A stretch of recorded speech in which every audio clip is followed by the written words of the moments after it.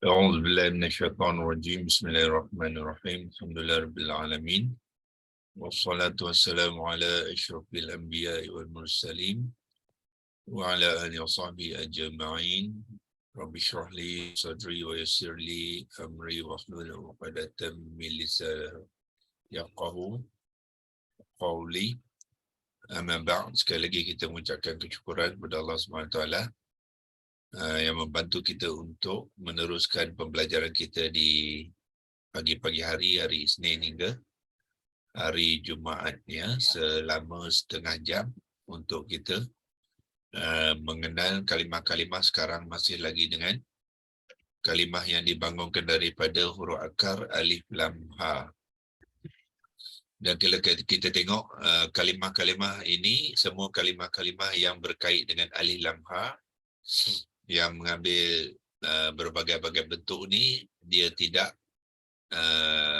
dikaitkan dengan wazan ya. So kalau dalam kumpulan kalimah yang kita rekodkan dalam menggunakan template itu, tuan-tuan boleh masukkan dalam kumpulan kalimah yang tidak berkait dengan wazan ya. Masukkan bahagian ilahun ataupun Allah, Allahu dan Allahumma tu boleh masukkan ya sekali, kerana dia berkaitan ya, dan dia tidak dikaitkan dengan mana-mana wazan. Okey, kita terus buat perkongsian untuk menyambung perbincangan kita, iaitu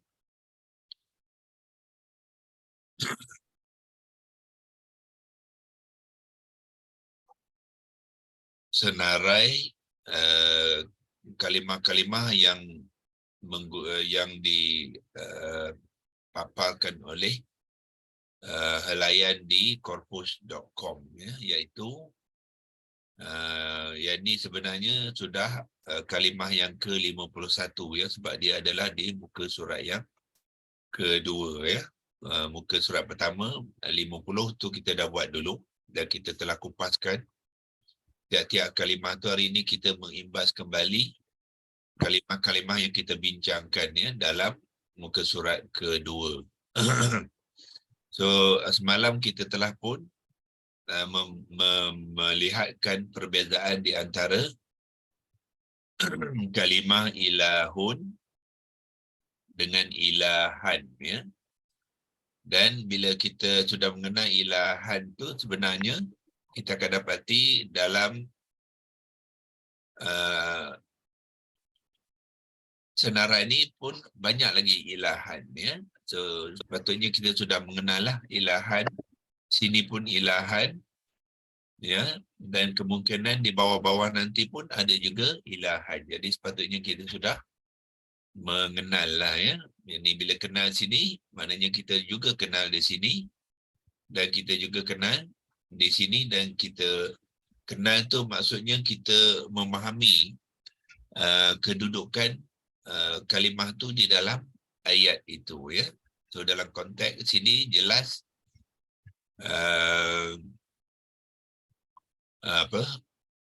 kita melihat ilahan ni mengambil peranan sebagai objek ya, sebagai objek kepada kalimah la taj'al ya. So la taj'al inilah yang menyebabkan ilahun menjadi ilahan ya, kerana dia dalam bentuk larangan. So larangan, kalimah-kalimah melarang mesti ada objek dia ya. So objek dia sini ialah ilahan. Okey. Begitu juga di sini ilahan juga menjadi objek kepada kata kerja apa? Nad'u ya. Nad'u ni, nad'u asalnya ialah nad'u, iaitu kami menyeru. Tetapi dalam konteks kalimah ni, ayat ni dia menyeru tu dalam kategori, dalam aspek negation, negatif. Maknanya tidak akan, ya, dengan adanya lan ni, ya. Jadi kita baca dia sekali lah, jangan asingkan, ya, dalam membuat penerangan. Jadi dia kena baca sekali dengan lan, ya. Bila ada lan, dan kita tahu lan ni adalah harfun nasab, ya, harfun nasab. Apa peranan dia? Dia akan memansubkan kalimah fi'il mudhari' selepasnya. Sebab itulah lan nad'uwa, ya, lan nad'uwa, ya, pada pada permulaan kalau dia marfu', dia tidak ada baris atas di atas waw ni, ya. So ini menunjukkan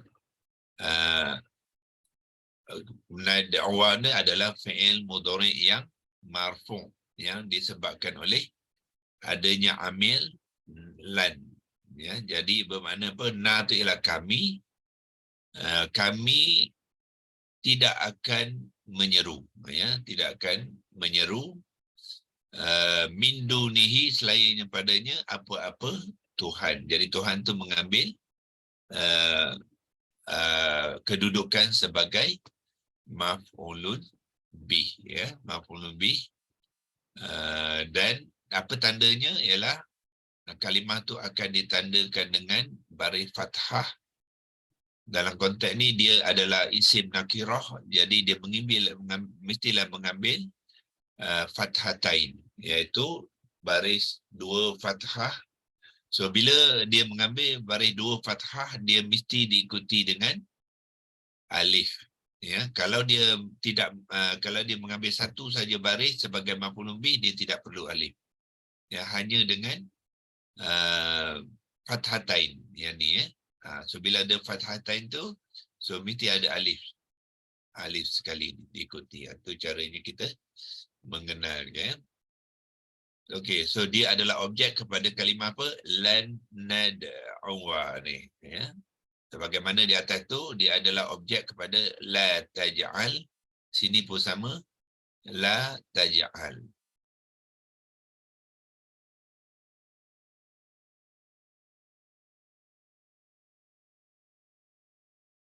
Okey, clearkan dulu.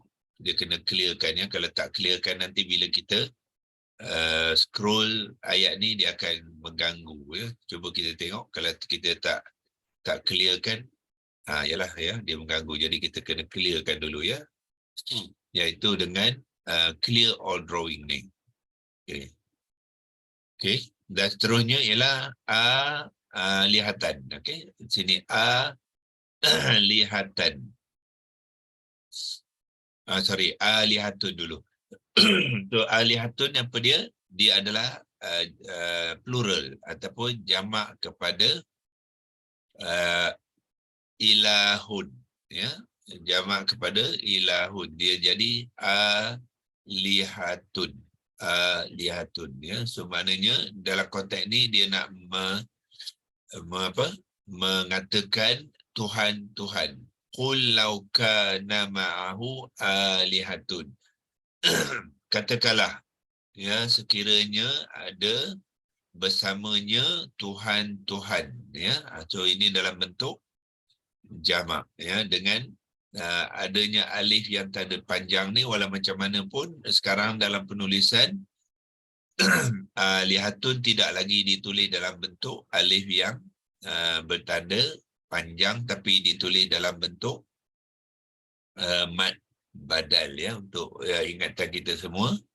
So macam mana nak menulis lihatun ni? Kita boleh copy ni dan kita buat perbandingan tulisan yang sebenarnya. So kita pergi ke Lexilogos, ya. So ini tulisan yang lama. So tulisan sekarang ialah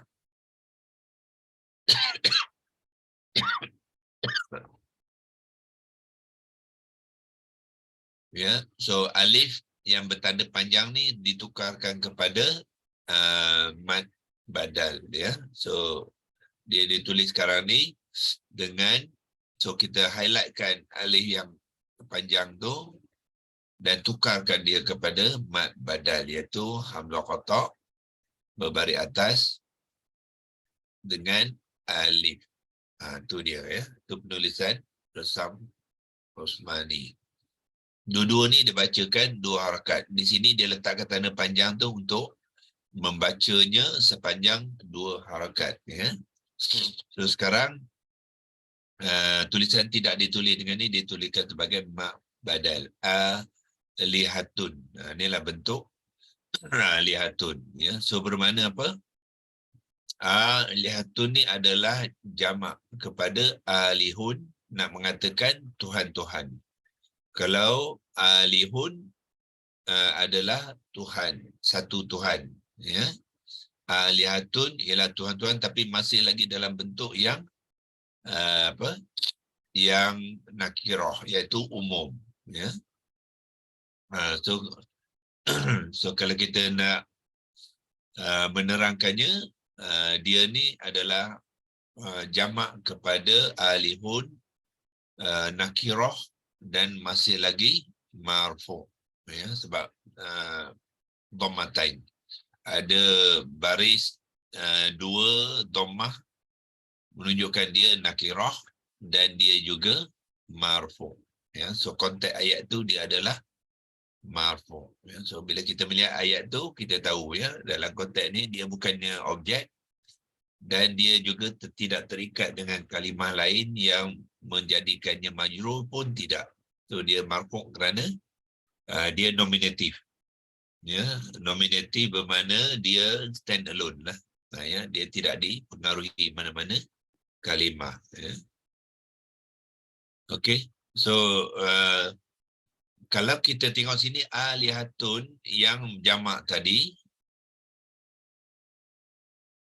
ya, jamak tapi marfu, tetapi kalimah yang sama digunakan dalam ayat yang seterusnya ini dalam berbentuk mansub. Ya, sedikit saja beza dia ya. Kedua-duanya adalah jamak kepada ilahun ya, yang ni jamak kepada ilahan ya. Tengok yang ni mansub, yang ni marfu.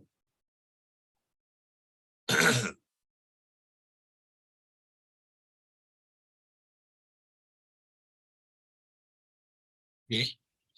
So adanya dhammah menunjukkan kalimah ni adalah marfu, tetapi di sini dia fathatain menunjukkan dia dalam konteks yang mansub. So kalau mansub tu bermakna dia objek lah ya, objek ataupun apa yang kita katakan sebagai maf'ulun bih. Kalau kita nak terangkan kat sini, dia adalah objek.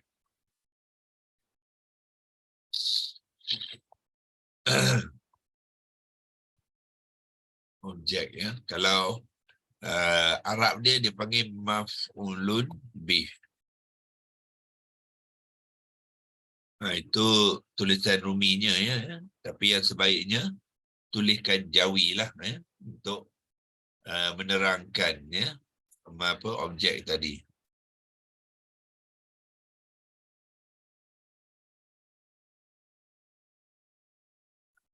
So, tanda kepada objek, lepas tu bila maf'ul bih dia kita terangkan i'rab dia sekali yang mansub. So bila dia maf'ul bih dia mesti mengambil i'rab yang mansub. Jadi itulah tanda yang mansub adanya fathatain tu. So tuan-tuan lihat apabila kalimah yang kalimah yang muannas ya, bila baris 2 di atas dia tidak mengambil alif. So alif ni hanya digunakan kepada kalimah yang muzakkar. So maknanya kalimah di sini kalimah yang muzakkar. Sedangkan di sini alihatan dia ada ta marbutah tu kalimah yang muannas. So jamak kepada alihun dia menjadi muannas ya, sebab dia mengambil jamak taksir ya. Jadi jamak taksir dia akan bertukar kepada muzakkar yang mufrad kepada muannas apabila dia mengambil bentuk jamak taksir. Sebab itulah digunakan letakkan ta marbutah untuk menunjukkan kalimah ni, ya, kalimah tu adalah dipanggilkan apa, jamak lafazi, ya, by sebutan, ya, adalah muannas, ya, dan masih lagi marfu', ya. Kalau kita nak describekan dia punya apa, gender tu, dia sini dia adalah muannas, ya, muannas jamak taksir. Itu cara nak menerangkannya, ya. So yang ini sama, dia juga muannas jamak taksir, tetapi dia marfu'. Dia bukannya objek, ya, dia subjek. Okey. Kita pergikan kalimah yang seterusnya. Ila hukum. Ila hukum, ya. Ila hukum adalah terdiri daripada dua komponen, ya. Kita lihat di situ. Okey, ini kita boleh padamkan.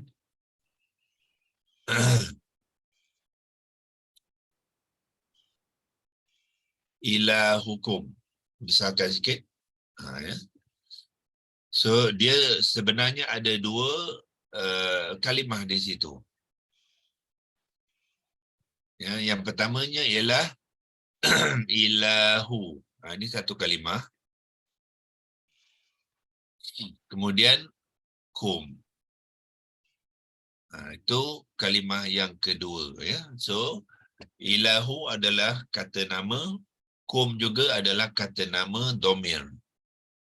So sekarang ni sudah terdapat terbina satu kalimah yang dipanggilkan idhofah, yang diikatkan dengan idhofah, ya.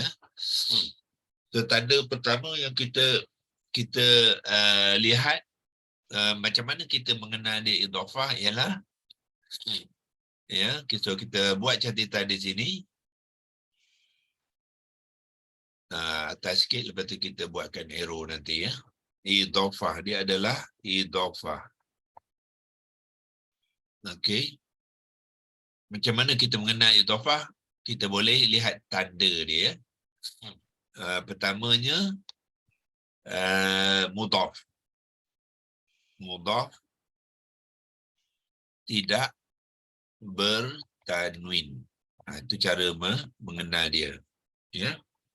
Mudhaf, mana mudhaf dia ialah ilahu.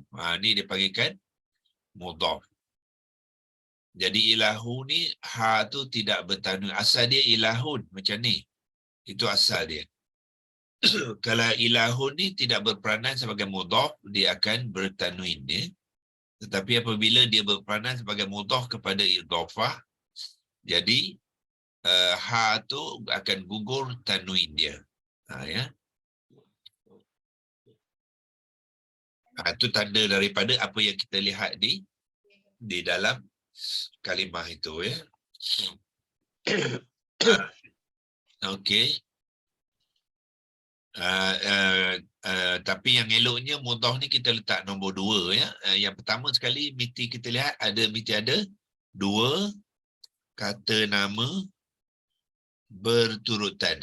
Itu syarat pertama. Kata nama, dua kata nama berturutan. Letakkan ini nombor 1, nombor 1, ya.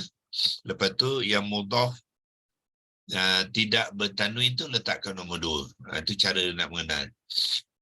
Okey, nombor 1, dua kata nama berturutan tu apa dia? Yang inilah. Ni, ya. 1 dan 2. Itu dua kata nama berturutan. Apabila idhofah, dia mesti ada dua kata nama berturutan, ya. Di antara kata nama pertama dengan kata nama kedua tu tidak boleh ada kalimah lain. Kalau ada kalimah lain, dia tidak menjadi idhofah dah. Ya, dia diikatkan dengan pertalian yang lain selain pada idhafah. Okey, dan untuk kedua, mudhaf tidak bertanwin, apakah tanda dia? Ialah yang inilah. Ha ni yang tidak ditanwinkan. Itu menunjukkan dia adalah mudhaf. So bila ada mudhaf, maknanya mesti ada idhafah lah. Mudhaf tak boleh exist, tak boleh ada tanpa pertalian idhafah. Bila ada mudhaf, mesti ada mudhafun ilaih, ya.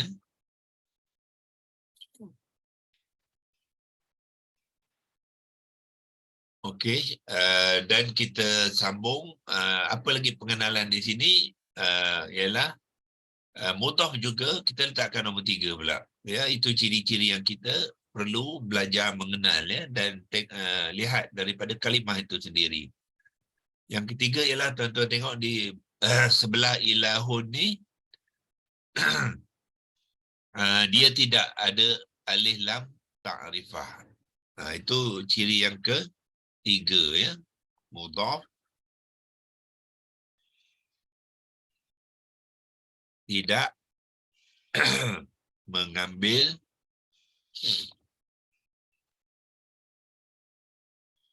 alif lam ta'rifah. Okey. Itu ciri yang ketiga. Kalau nak panjangkan sikit ni pun boleh, kita adjust sikit lah, ya. Okey.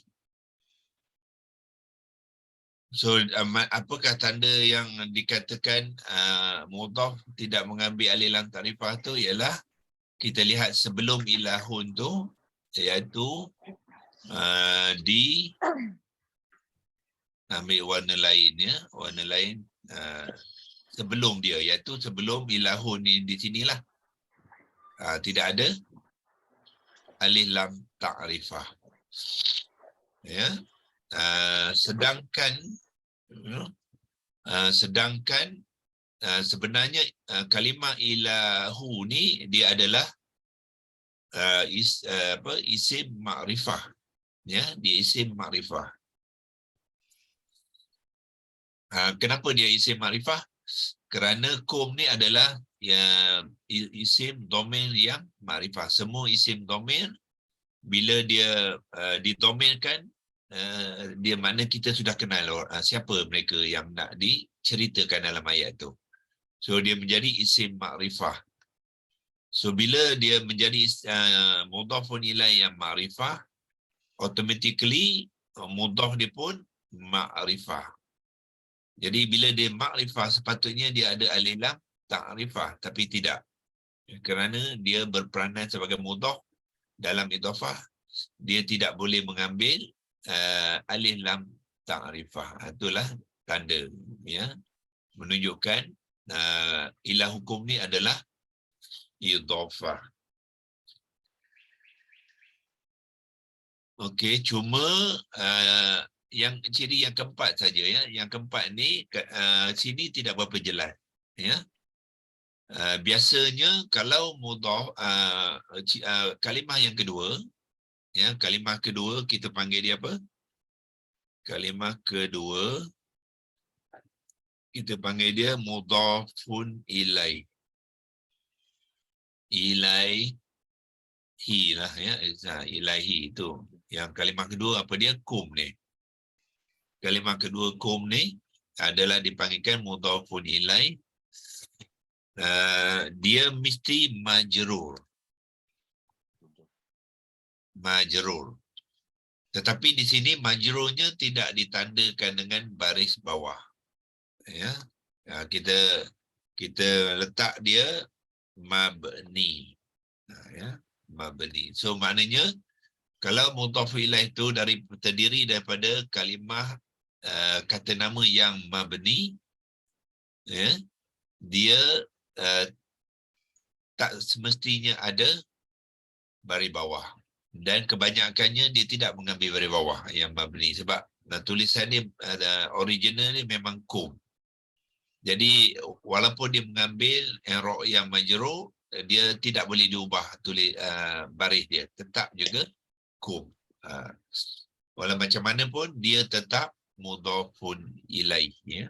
Inilah cara kita mengenal kalimah ila hukum dalam konteks idhafah.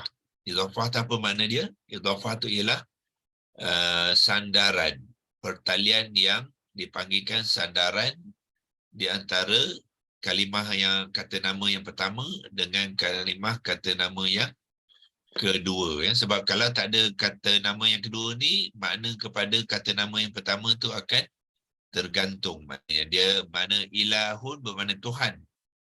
Jadi Tuhan tu tergantung Tuhan siapa pula, kan, ya. So perlukan kalimah yang kedua, Tuhan kamu semua. Barulah apa? Barulah makna tu sempurna, ya. Kalau tidak tadi mana dia tergantung. Sebab itulah idhafah digunakan dalam ayat-ayat Al-Quran, ya. Jadi so, maknanya kita sudah, sebab dia sudah menjadi isim ma'rifah di sini, ya. Maknanya kita boleh kenal pasti siapa yang dimaksudkan dengan Tuhan di dalam ni, iaitu Tuhan kamu semua. Jadi Tuhan kamu semua kita sepatutnya sudah mengenal, iaitu Allah lah. Ya.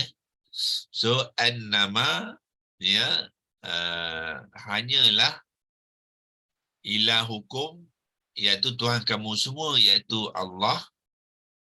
Ilahun, Tuhan wahid, yang satu. So confirm lah, ya, Tuhan yang satu itu ialah Allah. So bila Allah yang dimasukkan sini, so bermakna dia sudah menjadi ma'rifah, sebab kita sudah kenal pasti, dia tidak umum lagi. Yang kalau umum kita tak tahu yang mana satu, itu dipanggilkan nakirah. Tetapi kita sudah tahu ini yang dimasukkan ni ialah Allah, ya. So dia ma'rifah. Macam mana dia boleh jadi ma'rifah ialah apabila dia mengambil mudhafun ilaih yang ma'rifah, dan semua isim dhamir, ya, kalau digunakan dalam ma'rifah mudhafun ilaih ni, maknanya sudah khusus, sudah dikenal pasti, dan automatically mudhaf tu akan juga menjadi isim yang ma'rifah, ya. So walaupun tidak ada alif lam ta'rifah, sebab dia tidak boleh mengambil, sebab dia mudhaf yang ma'rifah, tapi tidak dibolehkan tuliskan ta'rifahnya, ya. Jadi qul innama, katakanlah hanyalah ana basyarun, aku ini basyarun, manusia, mislukum, seperti kamu semua juga, ya. Yuha, apa, dia menerima wahyu,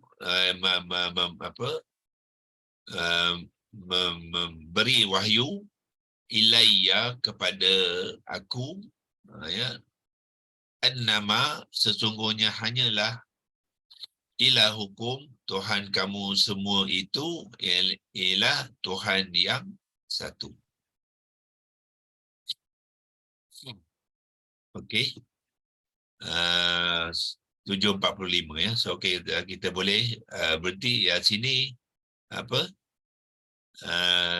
sama dengan sebelum ni, ya. So ilahun, tuan-tuan pun sudah mengenal, ya. So di sini ada dua sekali, ya. Satu ilah hukum kalimahnya, dan keduanya ialah ilahun dalam satu ayat, ya. So ini dijadikan secara umum ilahun, tetapi dikhususkan balik ataupun diterangkannya dalam bentuk yang satu. Wahid menunjukkan yang Tuhan yang dibahaskan di dalam ayat ni adalah hanya satu Tuhan saja, ya. Okey, ini sebenarnya ayat yang sama, ya. Dan besok kita akan sambung dengan pengenalan yang selepasnya, ya. Selepasnya iaitu alihati.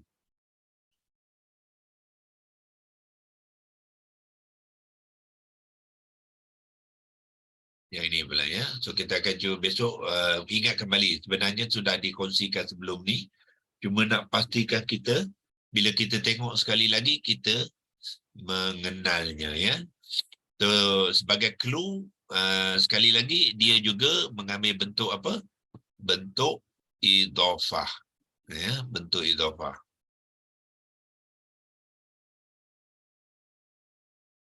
Ya, kalau saya nak tunjukkan sini dia adalah juga dalam bentuk idhafah sebagaimana yang ialah hukum tadi mengambil bentuk idhafah, alihati pun mengambil bentuk idhafah bermakna terdapat dua kalimah isim, kalimah kata nama berturutan dan dia mesti mengikut ya, mengikut ciri-ciri idhafah ni ya. So dia mesti ada dua kata nama, mudhaf dia mesti tidak bertanwin, kemudian mudhaf ilaih dia tidak mengambil alif lam ta'rifah, dan dalam konteks ni mudhaf ilaih dia majrur ya, dia pun dalam bentuk ya mabni ya. Yang mana mudhafun ilaih itu kita akan terangkan besok ya, insya-Allah. Okey, kalau nak simpan ni kita boleh print screenkan dia ya. Dan kita boleh guna semula kalau kita nak membincangkannya besok pagi dalam catatan yang telah kita buat ni ya, insya-Allah. Okay, wabillahi taufiq wal hidayah. Wassalamualaikum warahmatullahi wabarakatuh. Waalaikumsalam. Terima kasih. Assalamualaikum. Assalamualaikum. Terima kasih, Doktor. Terima kasih. Jadi tuan-tuan dan puan-puan, saya cadangkannya selalu buat latihan macam tu ya. Bila baca ayat Quran, ambil satu kalimah, dua kalimah yang kita baca tu, cuba kenalkan maklumat daripada kalimah tu dan cuba terangkan, jadikan dia rutin hariannya. Lama-lama kita mahirlah dengan kalimah-kalimah insya-Allah. Okey, insya-Allah. Assalamualaikum. Waalaikumsalam warahmatullahi wabarakatuh.